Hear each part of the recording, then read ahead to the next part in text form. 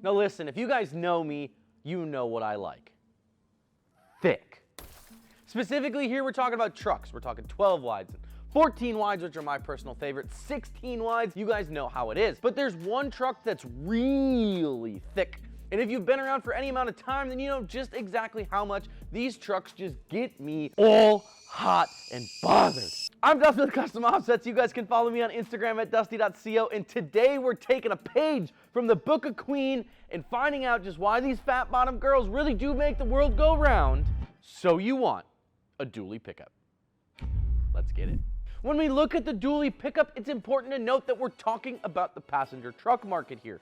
Dual rear wheel configurations for trucks have been around forever. Since basically the first few pickups were created in like 1897. The issue here is that until the 70s, the only way you could get a dual rear-wheeled pickup truck was in a commercial vehicle. These trucks would come with dual rear-wheel tires from the factory and either came with a flatbed or just without a bed at all, which meant that if you wanted a pickup truck bed, you had to, source it on your own and then install it on your own and then pray to God that you had everything hooked up right. This all changed in 1973, however. 1973 was a big year for General Motors. See, both Chevrolet and their corporate sister GMC would be ending their current second generation pickup truck production and instead replacing that with, a truck that you maybe have heard of like once or twice. It's not really that cool. The square body Chevy, okay? Of course, that was a joke. Of course you've heard of the square body Chevy. It's only like the most iconic truck to be ever produced ever. Everyone had one or wants one or has one. It's just the way it is. Now, not only was this exciting from a new truck standpoint, but with it, General Motors would forever change the truck market as we know it. Along with the all-new redesign of their truck lineup, General Motors would announce the very first ever dual rear wheel pickup truck available from the factory. Fun fact here, do you know why we call facial tissues Kleenexes even though they're not name brand sometimes? Or why we call it a bubbler here in Wisconsin instead of a water fountain? Yes, we call it a bubbler. Some of you Southern guys are probably gonna pick on us. Stop, okay? It's because of branding, right? It's because Kohler Company introduced the bubbler as a water fountain way back in the day and it just kind of took off. And the same thing can be said for Kleenex Company who produce facial tissues and now everyone calls them Kleenexes even if they're great value brands. They're the same thing, okay?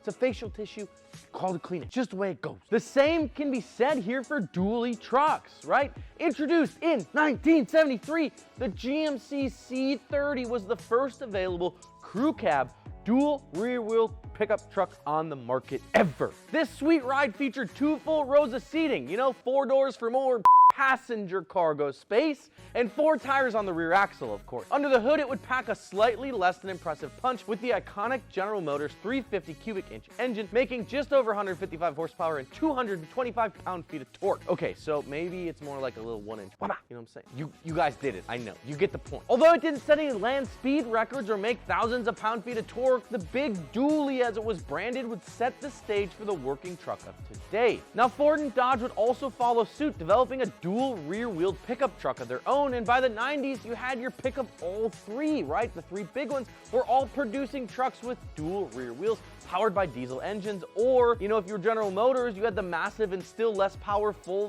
454 big block. Well, a lot changed over the years. Dually pickups have just continued to get better. What really sets dually trucks apart is how they're built. When you look at the differences between them and, say, a 3/4 or even a 1-ton single rear-wheel truck, the main difference is that a dually is usually going to be built quite a bit heavier. Although they may have the same frame as a single rear-wheel truck and, usually the same engine and transmission even, the differences usually stop there. Oftentimes, dualies are coming with heavier axles, heavier suspension setups, and overall, just more meat on the bones. This is all important because with the added rear tires, those dually trucks are rated for quite a bit more in terms of both payload and towing capacity. Take the all-new 5th gen Cummins, for example, and I know I talk about these trucks all the time, but I just can't get over it. When properly optioned, these new trucks have a tow rating of almost 40,000 freaking pounds. For reference, that's as much as 2.5 T-Rexes or 5 full-size hippos. When you look at the modern dually builds of today, there's gonna be quite a few different styles, right? Some guys are tossing small lifts on them and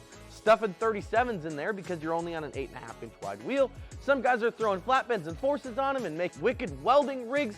And of course, who could forget the guys down south that are actually slamming them and then, you know, scrape and frame. We were lucky enough to hit up Lone Star Throwdown last year, and well, let me tell you, the guys over at Fat Fabs, they don't play games when it comes to dually trucks. Now, if you're looking for wheels or tires for your dually, fitment can be a little bit difficult for a few reasons. First off, most dually trucks are going to be an 8-on-200 bolt pattern, which is different than the 8-on-170 or 8-on-180 that is most common on diesel trucks of today. On top of that, when you're shopping for dually wheels, you're really shopping for 3 separate sets of 2 wheels. Up front, you're either going to have a super deep dish, like dished in wheel, you know, keeps turn radius sharp, or some guys are running like a standard super single 12 wide or 14 wide up there. In the rear is where things get real spicy. He's gonna know. They're gonna know. How would they know? Why is it spicy? Now, because there's 2 different wheels on each side, the offset of wheels has to be different, because otherwise they just wouldn't line up. For this reason, your inners are going to be a super high offset. They're going to just suck in, you know, it's just the way it goes.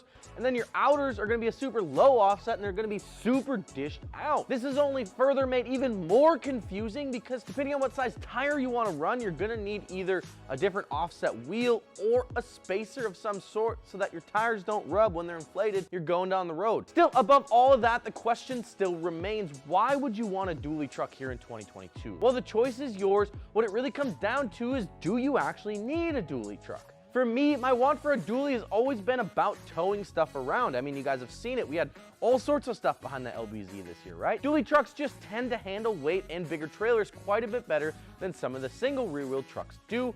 Plus, they just look absolutely incredible. They're kind of like mini semis, and that makes me excited. I'm very excited. For others, it's about having a good-looking, functional work truck that can get the job done and break a few necks on a Friday night. Well, there you have it, guys. There's our takes on dually pickup trucks. Like what you see, drop a comment down below. And if you guys have an episode of So You Want that you'd like us to cover, make sure you drop that down there as well. And be sure to smash the subscribe button if you haven't already. With that, I'm Dustin with Custom Offsets. We'll see you guys on the next one. Peace.